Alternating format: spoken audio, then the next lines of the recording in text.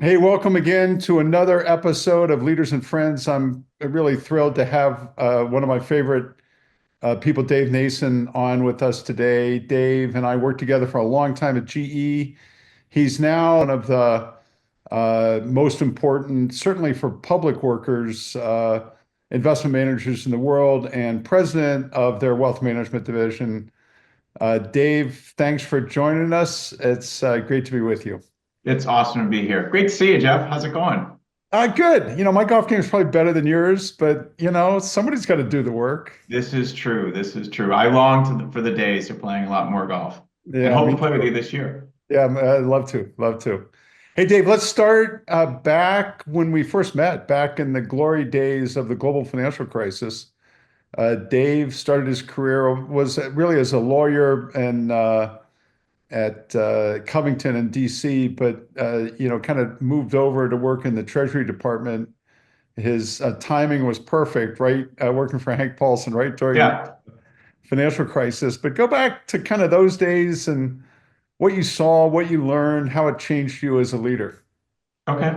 Sure. So I actually started there, Jeff, with Secretary Snow, believe it or not. So I was there when Hank showed up, and we hit it off. Like I met him, I liked him. He's this very interesting guy, and he said, "Give me a couple of ideas." I gave him a couple of ideas, and we hit it off from then on. So I got to know him early on before the crisis, and I really enjoyed working with him. But as things got real, as you know, the market started collapsing, and as the financial crisis started to hit, it became one of the most impactful moments in my entire career. I mean, it literally changed the trajectory of my career, the way I think about leadership, the way I think about teams. And that community of people at Treasury is still like super, super close for sure. So I learned a ton, and I use it all the time, Jeff. I used it at GE when I was with you. I'd say two or three things. Clarity of mission and clarity of purpose is really important. I mean, everyone had different perspectives and different politics during that period of time, but when you're worried about the economy collapsing and failing, that unification brings everyone together, and everyone was really just trying to do their best in a crazy, crazy situation. I learned so much about communication and what's good and what's bad, and the desire to over communicate. There's one cool thing I'll tell you about is we were knee deep in problem solving. We thought we had all the answers. We were the experts in everything, and we took it to the White House, and we were telling President Bush like what we were going to do, and he kind of looked at us and he said, "You guys have no idea what you're talking about. The American people are not where you are. It's your job to bring them along and tell Mm. them what's happening and why." And it reminded us that, like, if we're not telling people what we're doing and why, then we're never going to convince them that this is as bad as it is. And we really had to pause and figure out how to communicate. And the last thing is, and you were really good at this, Jeff, is, good leaders really have to make decisions with imperfect information. And Hank Paulson was awesome at that. I Mhm. mean, everything was changing on a very different basis. And that guy and our teams needed to make a ton of decisions with changing information and less than perfect information, and just had to take some risk about those decisions. And I realized that it's never going to be perfect in business. You're never going to have a perfect set of facts, and you just have to be courageous. Say what you're doing, explain why you're doing it, and sometimes you're going to get it right, and sometimes you're going to get it wrong. We got some good things. We did some things right. We did some things wrong, but we at least had the courage of our conviction to try. And I try to do that now. So it was David, crazy fun. so if I would walk in my classroom at Stanford, probably most of the students, they may have heard of Hank Paulson, but they have no idea who he is, Yeah. what he's done. And if you would just communicate, like what would be one thing that every leader should learn from Hank Paulson, what would it be? Oh, I would say if it's one thing, it is having the courage to make challenging decisions that you believe in, that you think can drive real change and make a real difference in people's lives. I think he did that unbelievable. I'll give you a second one. That man could extract the best in his teams like no one I could ever see. He would take people and make them greater just by being in his presence, especially during a crisis. So No, that was amazing. that's awesome. We brought you over immediately, as we became more highly regulated at GE Capital. We were wobbling to say the least. But you kind of came in and helped us immensely. Tell us, how did you approach that situation, and what did that teach you about yourself and about leadership?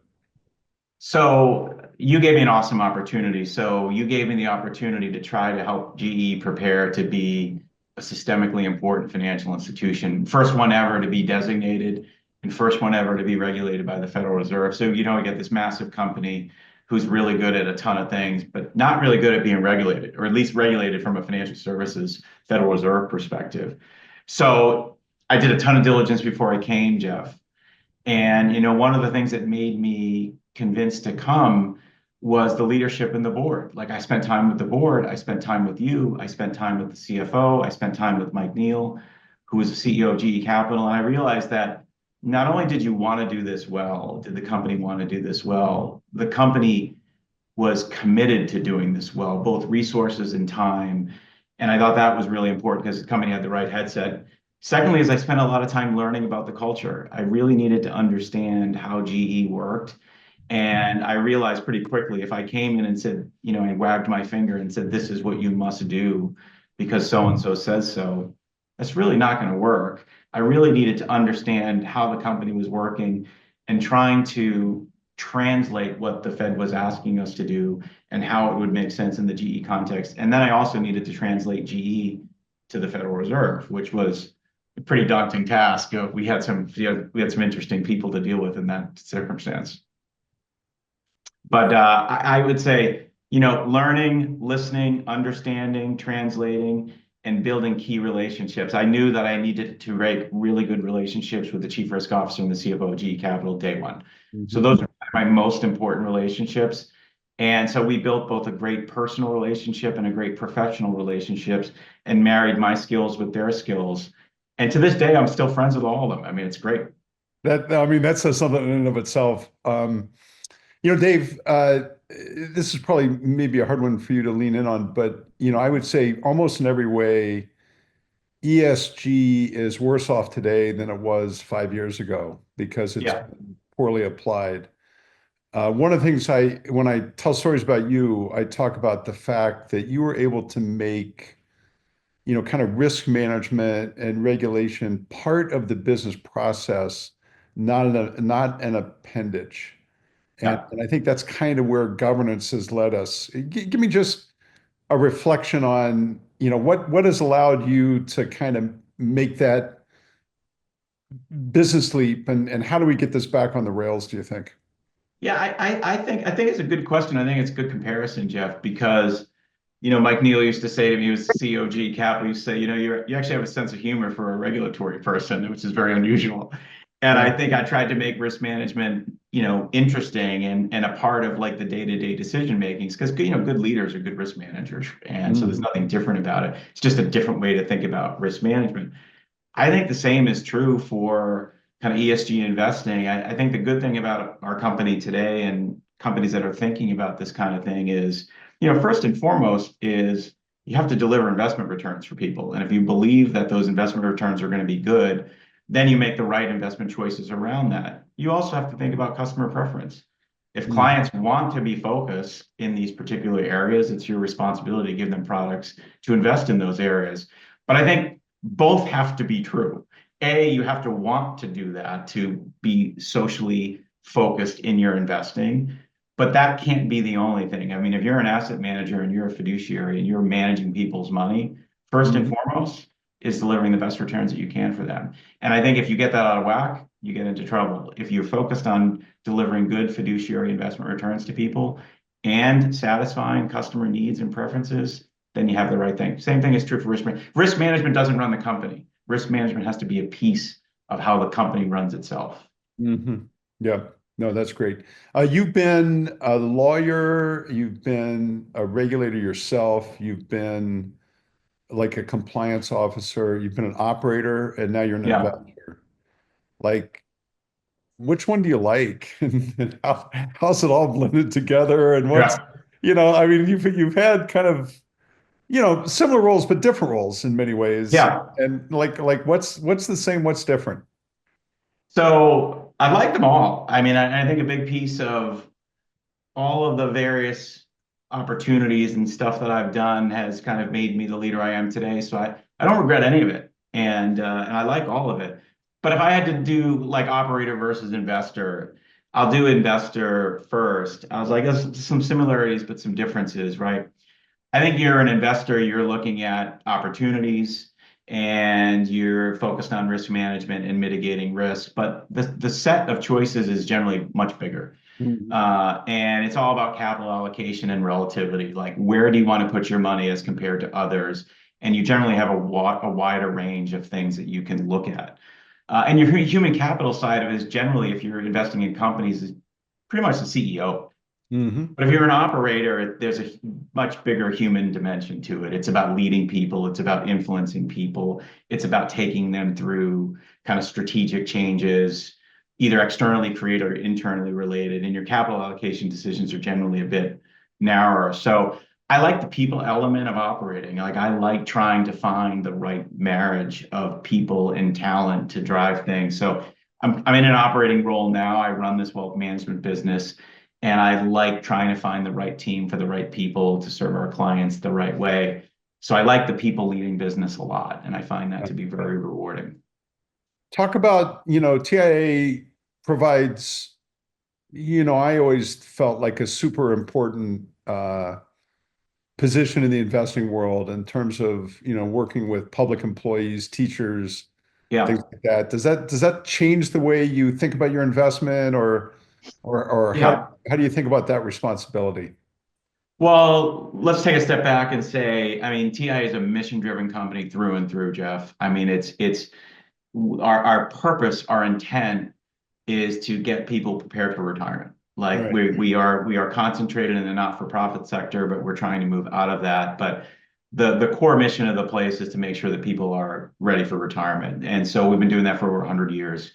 We're the second largest provider of fixed income payments in the United States after the US government. So like, this is the mission of the company. And when you think about the demographics that we're looking at right now, we got a real problem. I mean, I think 45% of people are not saving enough for retirement. It's like 50 million people that are uncompensated caregivers in the United States today. So like, this problem that we are here to solve is massively important for us. So it drives us. And so when I run the individual business of helping people think about that, I have an enormous responsibility to make sure that they have trustworthy advice, to make sure that we have their best interest at heart, to make sure that we give them good products, good choices at reasonable prices, so that they can live the lives the way they want. And being in a mission-driven company, and especially focused on those areas of people who teach and help others, it's a passion that we have that's actually delivering well. And at this moment in time, with so much uncertainty in the markets and people are living so much longer, which is both good and bad financially, it presents a lot of interesting choices. And so you have a lot of questions about what's going to happen to my money. Am I going to have enough? How do I make sure that my kids are okay? Healthcare choices are huge. And so, being at the intersection of those decisions and trying to help people get through that, it really is a marriage of a lot of stuff that I've done throughout the rest of my career. So I'm kind of enjoying doing it. And I'm enjoying talking to people about kind of preparing for their financial future. It's kind of neat. Yeah, that's awesome. What what should people take from, I guess, the shift in the politics of the country, and Doge, and what it means, and what's good, what's bad, what's different? Just Yeah. give a reflection, because in some ways you've lived it. You've seen it, you've lived it, and I think you have an interesting perspective. Yeah. So I can't predict politics at all. So, but I worked in the Bush administration. My wife worked in the Trump administration. So we've been here for a long period of time. And I'd say a couple of just reflections of this. First is, country's pretty evenly divided, but the election wasn't that close if you really think about it. And so that means something. And it means that there was an election about change, and people want change, but around a variety of issues. So I think you need to have that framework that that's what happened. And elections have consequences. And I think that we need to recognize that that's what happened, and we have to be supportive. And we want the American economy to succeed. We want America to succeed. And I'm pretty optimistic that we will continue to do well. I wish the politics weren't as caustic as they currently are, but I think that, President Trump is a negotiator, and he's going to use this approach to achieve the things that he promised on the campaign trail, because he's pretty actually focused on those promises. I mean, you can say a lot of things about President Trump, but he does have a list of things that he said he was going to try to do, and he's going to try to execute on that list. And he did that in the first term, and he seems to be doing that in the second term. So I think that's kind of an important thing to realize. I think that Doge is interesting, right? It's certainly unconventional, and the tactics are interesting to say the least. My view on this, Jeff, is listen, every bureaucracy has massive amounts of inefficiencies. And to say that the US government doesn't have inefficiencies is it's kind of nuts. I've been around that for a long period of time. So I think that an effort in which to identify those efficiencies is our responsibility as taxpayers, and you want people to do that. And I think the standard way of trying to extract efficiencies from the government haven't worked. So whether or not this will work or not, I don't know. But I think that we in corporate America have been dealing with restructurings and making difficult decisions about layoffs and restructurings for years and years. And I think that a real hard look at the way we spend taxpayer money is important. And I think it's disruptive, it's challenging. I have a lot of time for federal workers. I believe in the public sector, but I do think that a desire to run the government more efficiently is our obligation, and I do think it's important. And I do think that the president has a way of overcorrecting to try to get to a certain result. I think that Doge is that, and let's see where it all plays out. But I do think these things are far more important, and the substance is more important than the politics when it comes to this. Yeah, no, I worked with President Obama on jobs and competitiveness, and one of the big initiatives was in regulation, and the amount of regulation that we had laid into our society was just mind-blowing, Yeah. There was just no interest in actually working on it. So you kind of get a sense that you need somebody who's this disruptive to get at what has really become a cancer, a transmission line taking 15 years to get approved. That's not the way the world should work. So, it's maybe ugly to look at, but there's certainly, I think they're over a pretty rich target area. Well, you see, I mean, the markets are reacting to the tariffs right now, but when he was elected and the response to what is essentially going to be a deregulatory tint, you can't ignore it. I mean, there's clearly a desire for that focus going to corporate America is craving for it for sure. And you can see that in how companies and CEOs are talking about their businesses. So the facts don't lie there. Yeah. You sit in the middle of lots of ideas and things going on. Give me kind of one or two things you think about over the next 5 years that really have you either completely excited or completely paranoid. So I'll just give you the one that is on everybody's mind is AI, right? Like, what does this all mean, and how does it all work? And I'm fascinated by it, Jeff. I'm fascinated by two big blocks of thinking for AI. The first is like the politics of it are really interesting, right? The politics of AI are kind of divided into two big pieces. Point one is the folks that are petrified of it. What's going to happen? Let's tamp it down. Let's make sure it's regulated. There's a massive safety issue to it. And how do we deal with that? I'm not going to say that there's everything wrong about that, but that's one group of it. And then there's a second group that's emerging, which is kind of it's almost like a technology libertarianism about how to make this great and how to exercise its ability to create massive amounts of transformation throughout industry. And it's kind of like the black MAGA hat group of people who are kind of focused on that. And watching that debate and intersection about what AI should do and how we should get it is pretty awesome and pretty cool. And I think that from the political hat that I worry that I the policy hat that I worry about is that I think that I would be curious if you think this is technology dominance is necessary for economic dominance and necessary for military dominance. So I don't think it's a choice. We have to be incredible at this.